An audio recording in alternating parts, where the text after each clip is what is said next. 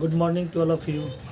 मैं मनीष सिंह आप लोगों के लिए राम सिंह यादव का सेट नंबर 5 लेके आया हूं और मैं आज आप लोगों को सेट नंबर 5 बताऊंगा। इसके पहले सेट 1, सेट 2, सेट 3 और सेट 4 हमारे प्ले लिस्ट में जाके आप लोग देख सकते हैं। कितना आसानी से उसमें बताया गया है और पढ़ाया गया है। ठीक है, तो चलिए आज हम लोग आपको सेट नंबर 5 लेके चल रहे हैं। और सेट नंबर 5 का आपका सबसे पहला क्वेश्चन है 31। जहाँ तक आप लोग देखिए हम पहले ही बता चुके हैं कि पहले हम मैथ और रीजनिंग का पार्ट लेके चलेंगे, फिर इसके बाद जीके जीएस और साइंस का लेके चलेंगे। टोटली आप पूरा वीडियो देख लीजिए, 40+ नंबर आने का गारंटी मेरे तरफ से आपको है। लेकिन हाँ, जिस तरीके से हम आपके लिए मेहनत कर रहे हैं तो आपको भी मेरे लिए उस तरह का मेहनत करना होगा। ठीक है, ना कि केवल हम आपके लिए मेहनत करें और आप इसी तरह जाके घर पे केवल वीडियो देखें और सो जाएं। ठीक है, इसको 1 बार 2 बार 3 बार रिवाइज कीजिए। आखिर आप घर पे बैठ के सेट मार रहे हैं, इसी चीज़ को बना रहे हैं, तो क्यों ना इस तरीके से बनाया जाए, नया तरीके से, जिससे समय हमारी बचे। चलिए, तो क्वेश्चन नंबर 31 देखिए। क्वेश्चन नंबर 31 में कह रहा है कि एक विद्यार्थी 60 अंक लाया और 20 अंकों से फेल हो गया। यदि पास होने के लिए उसे 40 अंक चाहिए तो उसके कुल कितने अंक आए। ठीक है, देखिए, तो इसमें कहने का मतलब है कि एक लड़का है, देखिए यहाँ समझिए, एक लड़का है 60 अंक लाया, 60 अंक आया, लेकिन वो फिर भी क्या हुआ, 20 अंक से फेल कर गया। यानी कि उसको पास होने के लिए टोटल कितना अंक चाहिए था, 80 अंक चाहिए था। ठीक है, 80 अंक चाहिए था, तभी ना जाकर वो पास होता। तो यहाँ देखिए आराम से, तो क्या करें कि पूर्णांक की संख्या और 40% क्या हो रहा है, 40% अंक लाना जरूरी है। कितना का, 60 + 20। ठीक है, तो ये क्या हो गया, x बराबर 80 गुने 100/40 हो जाएगा। अब ये 2 से काट दीजिए, यानी कि टोटल टोटल नंबर है, टोटल नंबर कितना अंक, टोटल अंक कितना था, तो 200। तो आपका निकल गया यहाँ 200। आगे बढ़े 32 नंबर, कह रहा कि 25 और 60 के वर्गों के बीच कुल कितने संख्याएं आएंगे। तो आराम से देखिए यहाँ 32 नंबर, तो कुछ नहीं करना है, एकदम आराम से देखिए। कह रहा है कि 26 का स्क्वायर और माइनस 25 का स्क्वायर। ठीक है, देखिए आपके ऑप्शन में निगेटिव नहीं दिया है तो हम लोग पॉजिटिव लेके चलेंगे। और हम लोग जानते हैं कि कभी भी घटाया जाता है तो बड़े में से छोटे को घटाया जाता है। ठीक है, बड़े अंक में से छोटे अंक को घटाया जाता है। और अगर निगेटिव रहता तो 25 का स्क्वायर माइनस 26 का स्क्वायर हम लोग कर सकते हैं, लेकिन ऑप्शन में आपको निगेटिव दिया ही नहीं है। और आप लोग एक काम कीजिएगा, देखिए 26 का स्क्वायर कितना होता है, 676, और ये कितना होता है, 625। अब दोनों को घटाइएगा तो कितना आएगा, 5 और 1 51। ठीक है, ऑप्शन नंबर डी। लेकिन आपके बुक में ये ऑप्शन नंबर सी दिया है, वहाँ पे आप सुधार लीजिएगा। ठीक है, यहाँ आंसर आपका क्या आएगा, 51, और 51 किस में है, ऑप्शन नंबर डी में है। आगे बढ़िए, एक महिला बाजार में 3 किलो केजी केले 35 रुपये प्रति दर्जन से और 2 केजी चावल 40 रुपये प्रति केजी से और 2 किलो मैदा 30 रुपये प्रति केजी से खरीदती है, तो महिला बाजार में कुल कितने रुपए के सामान खरीदती है। तो कहने का मतलब कि देखिए कुछ नहीं करना है, इसमें एक लाइन में आपका बन जाएगा। कह रहा है कि 3 रुपये प्रति केजी के 3 दर्जन केले, 3 केजी केले बोल रहा है, यहाँ गलती हो गया उसको, लेकिन 3 केजी केले आपको कितने, 35 रुपये पर खरीद रहा है।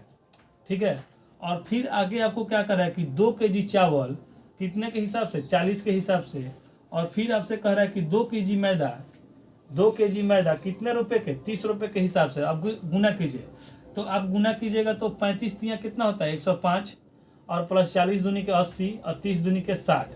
अब इसको जोड़िए, 5 6 4 14 के 4 हाथ में लगल 1 और ये 245। क्या हो गया आपका आंसर, 245। ठीक है, अब देखिए 44 नंबर सवाल कर रहा है कि यदि 12 आदमी एक काम को 20 दिन में कर सकते हैं तो 15 आदमी उसी काम को कितने दिन में कर सकते हैं। तो हम लोग जानते हैं कि देखिए M1 गुने, देखिए इसका होता है M1 और D1 बराबर M2 D2 फार्मूला।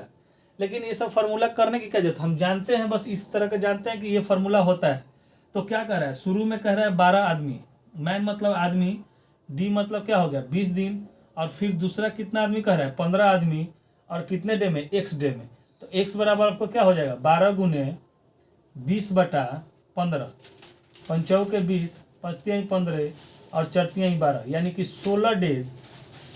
16 डेज में आपको क्या होगा, ये काम आपका पूरा हो जाएगा। ठीक है, अब आगे चलिए। कह रहा है कि किसी घन की पृष्ठीय क्षेत्रफल 1014 मीटर स्क्वायर है तो उसका आयतन कितना होगा। कल ही हम इस टाइप का आपको सवाल बताए थे। ठीक है, कल ही इस टाइप का हमने आपको सवाल बताया था और आज भी जस्ट उसका उल्टा कर दिया है। तो उल्टा कर दिया है तो हम लोग क्या करेंगे, हम लोग फिर उसको उल्टा से सीधा चलेंगे आराम से।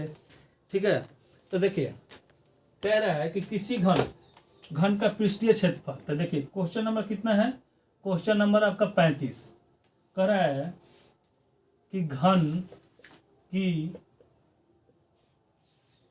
पृष्ठीय क्षेत्रफल बराबर आपको कितना दिया है, 1014 मीटर। लेकिन आप सीधे सीधे क्या जानते हैं कि इतना बराबर कितना होता है, 6 का स्क्वायर, 6a² होता है। ये आपका दिया हुआ है 1014, तो ये कितना होगा 6a²। तो a² बराबर कितना हो जाएगा 1014/6। अब इसको आप काटिएगा तो आएगा 169। तो a बराबर क्या होगा, रूट अंडर आप चढ़ा दीजिए इधर से, 169 का ये क्या होगा 13 मीटर। ठीक है, 13 मीटर। अब आपसे पूछ रहा है कि उसका आयतन ज्ञात करें। तो सीधे सीधे क्या हो जाए, घन की आयतन बराबर हम जानते हैं कि क्या होता है, AQ होता है। AQ मतलब भुजा का क्यू। तो सीधे सीधे क्या करेंगे, 13 का क्यू करेंगे। तो 13 का क्यू कितना होता है, 2197 मीटर स्क्वायर। ठीक है, अब देखिए 36 नंबर। चलिए 36 नंबर सवाल। 36 नंबर सवाल का देखिए, 36 नंबर सवाल में एकदम फॉर्मूला दे दिया है। बोला है कि एक वृत्त की त्रिज्या r है तो वृत्त की क्षेत्रफल क्या होगी। तो देखिए वृत्त की त्रिज्या r, ठीक है, तो इसका तो सीधे सीधे फार्मूला ही हो जाता है कि वृत्त का क्षेत्रफल बराबर πr²। अब देखिए 37 नंबर सवाल आइए। 37 नंबर सवाल में आपसे कह रहा है कि एक कमरे की लंबाई 7 सेंटीमीटर और चौड़ाई 4 सेंटीमीटर है। यदि प्लास्टर का खर्च 21.4 रुपया प्रति वर्ग मीटर हो तो पूरे फर्श का प्लास्टर का खर्च क्या होगा। तो देखिए कुछ नहीं करना है भाई, आयतन का क्षेत्र, आयत देखिए कोई भी फर्श क्या होता है, एक आयतकार होता है।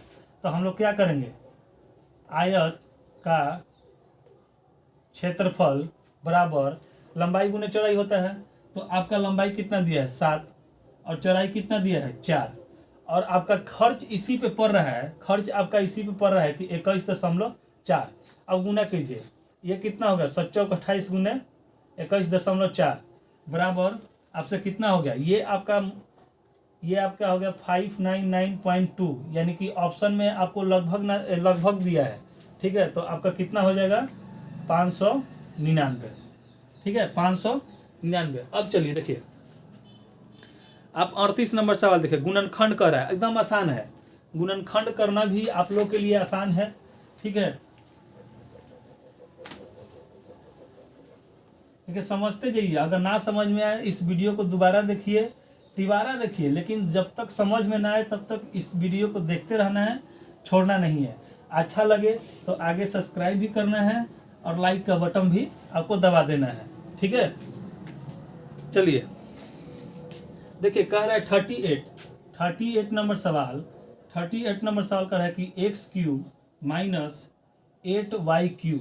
देखिए अब इसको हम लोग क्या कर सकते हैं, सीधे सीधे हम जानते हैं कि AQ माइनस BQ का फॉर्मूला क्या होता है, A माइनस B और A² plus B² plus AB होता है ना। ठीक है, तो यहाँ से सीधे सीधे क्या हो गया, देखिए हम इसको लिख सकते हैं कि x³ माइनस 2y का होल क्यू लिख सकते हैं। तो ये A हो गया, ये क्या हो गया B हो गया। अब सीधे सीधे फार्मूला को बिठाइए, तो x माइनस 2y कॉमन ले लिए तो हमसे क्या हो गया x²। ठीक है, B² का मतलब क्या हो जाएगा प्लस 4y², और फिर क्या हो जाएगा AB, तो प्लस 2xy। ठीक है, आप अपने ऑप्शन में देख लीजिए कि ये कहाँ पे है। आगे देखिए पूछ रहा है 39 नंबर सवाल कि एक समकोण त्रिभुज का एक कोण 35 है तो तीसरा कोण क्या होगा। देखिए एकदम आसान सवाल है। देखिए अब इसमें आप बहुत हड़बड़ाइएगा नहीं। कह रहा है कि एक समकोण, तो समकोण का मतलब क्या होता है कि उस ट्रायंगल का एक कोण क्या होगा, 90 डिग्री का मान होगा। तो एक कोण का तो 90 दे दिया है, ठीक है। दूसरे कोण का मान लीजिए कि इसका चाहे उसका कोई भी 35 दे दिया है। आपसे यही ना पूछ रहा है कि इसका वैल्यू क्या होगा। इसका वैल्यू तो क्या है, 90 है ही, ठीक है। तीनों कोणों, त्रिभुज के तीनों कोणों का मान कितना होता है, 180 डिग्री होता है। तो जोड़िए, x प्लस 35 प्लस 90 बराबर कितना हो गया, 180 हो गया, ठीक है। अब x इधर करेंगे तो 180 माइनस इस दोनों को जोड़ के इधर करेंगे तो 5, और ये क्या हो गया 9 3 12, ठीक है। अब इसको घटाइए, 5 7 में से 5 क्या हो गया 55, आपका आंसर हो गया। अब देखिए 40 नंबर सवाल। 40 नंबर सवाल में भी आपको गुणनखंड ही कर रहा है। तो देखिए 16a² माइनस 9 का 9b², हम जानते हैं। देखिए a² माइनस b² का फॉर्मूला क्या होता है, a प्लस बी और a माइनस बी, ठीक है। तो सीधे सीधे इसको भी हम क्या कर सकते हैं, ये 16 क्या चीज़ का 4 का स्क्वायर होता है, तो 4a² और 3b का होल स्क्वायर। तो इस फार्मूला पे आ गया, हम लोग लिख सकते हैं कि 4a प्लस 3b और 4a माइनस 3b। अब आप अपने ऑप्शन में देख ले कि ये कहाँ पे है, ठीक है। आगे देखिए 40 नंबर हो गया। 41 नंबर, एक वृत्त की परिधि 88 मीटर है तो उसकी त्रिज्या क्या होगी। तो देखिए वृत्त की परिधि बराबर, देखिए 41 नंबर सवाल कह रहा है कि वृत्त की परिधि, देखिए तो वृत्त की परिधि आपका कितना दिया है, 88 मीटर, क्या दिया है 88 मीटर। तो इसका क्या होता है 2πr बराबर हमारा क्या हो गया 88 हो गया। अब इसका वैल्यू पुट कीजिए, 2 गुने 22/7 गुने r बराबर क्या हो गया 88। तो r बराबर क्या हो जाएगा 88 मल्टीप्लाई 7 और बटा में आपका क्या हो जाएगा 22 गुने 2। तो 22 से 44 का 4 और ये कितना हो गया 2। तो ये क्या हो गया 2 गुने 7 बराबर 14, यानी कि आपका आंसर हो जाएगा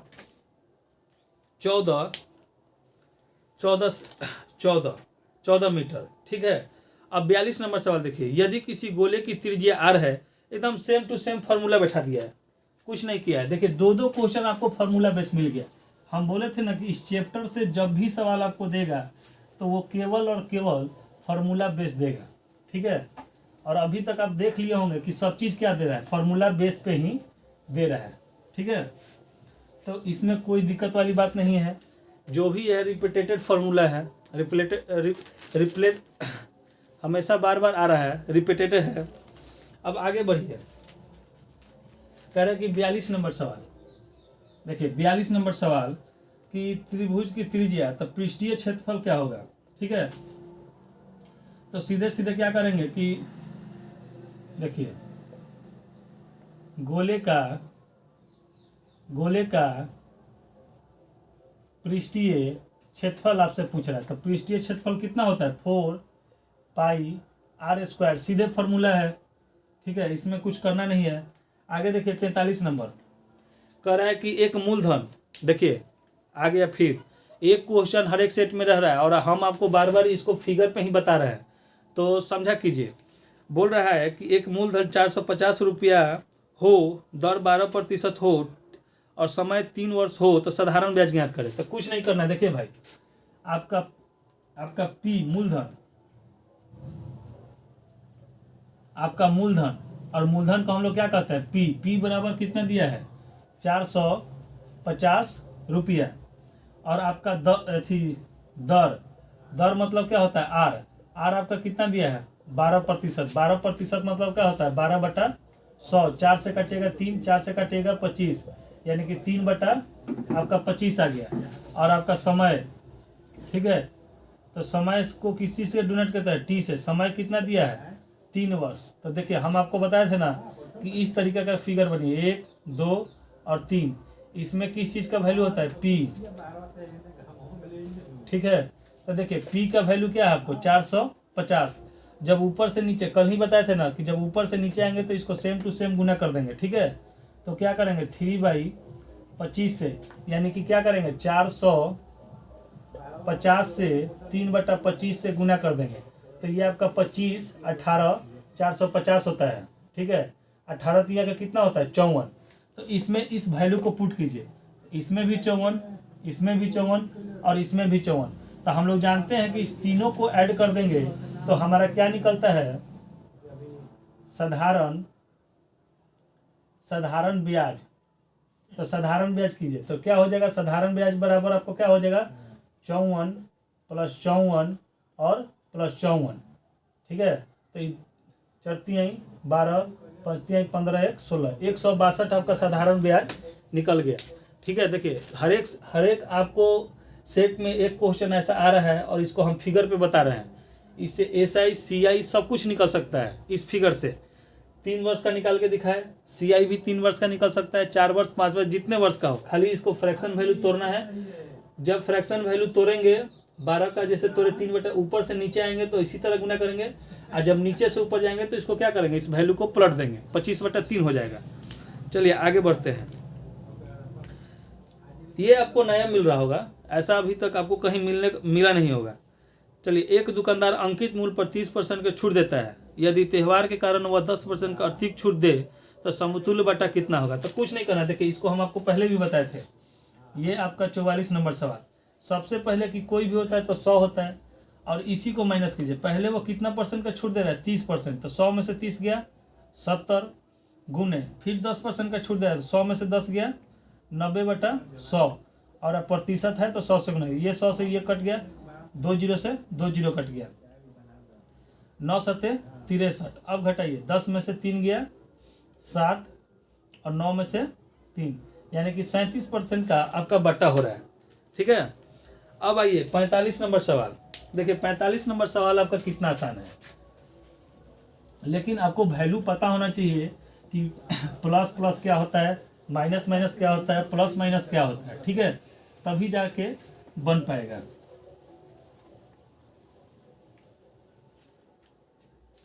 देखिए आराम से देखिए इसको, 45 ये मैथ का लास्ट क्वेश्चन है। 45 आपको बोल रहा है कि 60 माइनस और ब्रैकेट में भी क्या किया है, माइनस किया है। ठीक है, तो देखिए इसमें आपका पहला ही ऑप्शन 0 दिया है, यानी कि 60 में से 60 गया 0 आप कर सकते हैं, और माइनस 120 भी दिया है। अगर ज़्यादा दिमाग लगे तो 60 क्या होता है 120, और माइनस में भी दिया है, प्लस में भी वैल्यू दिया है। तो लेकिन सीखिए यहाँ, देखिए ये 60 का 60 हो गया, जब ये ब्रैकेट है तो माइनस माइनस माइनस माइनस क्या होता है प्लस, और 60 बराबर कितना हो गया 120, यानी कि आपका वैल्यू कितना आना चाहिए, पॉजिटिव में आना चाहिए। ठीक है, ना कि निगेटिव में। अब चलिए देखिए 46 नंबर कह रहा है कि एक घड़ी में 12 बजे हैं, एक घड़ी में 12 बजे हैं तो दर्पण प्रतिबिंब में समय क्या होगा। आज ही सीख लीजिए कि कैसे क्या होता है। कोई भी चीज़, जैसे हम यहाँ खड़े हैं, हमारे सामने अगर कोई दर्पण है तो क्या हमारा मूरी नीचे और पैर ऊपर हो जाता है, नहीं। जब भी बदलेगा तो हमारा दाहिने और बाएं बदलता है। तो याद रखिएगा, मिरर में लेफ्ट एंड राइट बदलता है और वाटर मिरर में टॉप और बॉटम बदलता है। ठीक है, तो जरा हमको बताइए ये 46 नंबर सवाल कि ये घड़ी है, ठीक है, और यहाँ ये हमारा यहाँ पे 12 बज रहा है। तो अगर मिरर रखेंगे तो हम तो अभी क्या होता है, मिरर में जब भी लेफ्ट और राइट बदलता है, और वाटर मिरर में क्या होता है टॉप और बॉटम बदलता है। तो बताइए कि अगर मिरर लगा रहे तो मिरर में कितने बजेंगे, तो मिरर में भी तो वही 12 ही बजेंगे। कोई वाटर मिरर तो है नहीं कि उल्टा हो जाएगा, टॉप और बॉटम बदलेगा।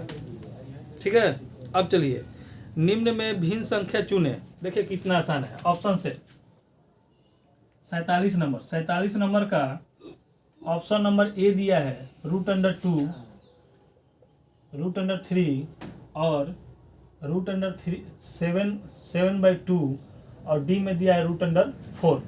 देखिए इसमें आपको विषम चुनने के लिए कह रहा है। तो देखिए रूट से 2 को बाहर निकालेंगे तो इसका क्या वैल्यू आएगा, फ्रैक्शन वैल्यू आएगा, यानी कि दशमलव में आएगा। इसका भी दशमलव में आएगा, इसका भी दशमलव में आएगा।